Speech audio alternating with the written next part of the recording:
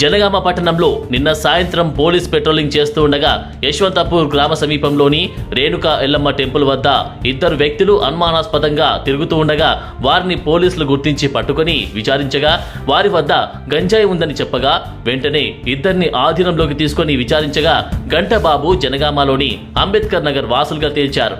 అతనితో రెండవ వ్యక్తి మైనర్ బాలుడు అని తెలుపగా వారి వద్ద 700 గ్రాముల గంజాయిని సీజ్ చేయడం జరిగింది. దాని యొక్క విలువ 15,000 రూపాయలు ఉంటుందని ఇక వారిని పిఎస్కు తీసుకువచ్చి వారిపై జనగామ సిఐ ఎఫ్ఐఆర్ నమోదు చేసి వారిని అరెస్టు చేయడం జరిగింది.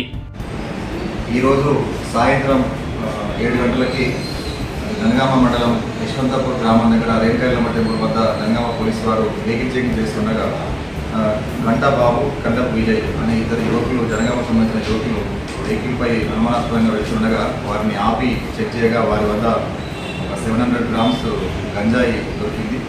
దాన్ని పోలీసుల ఎదుట సీజ్ చేసి కేసు నమోదు చేసి వారిని రిమాండ్ తరలిస్తున్నాము. ప్రజలు ఎవరైనా జనగామ చుట్టుపక్కలలో గంజాయి అమ్ముతున్నారని తాగుతున్నారని సమాచారం వస్తే పోలీసు వారికి చెప్పాల్సిందిగా కోరుతా ఉన్నారు.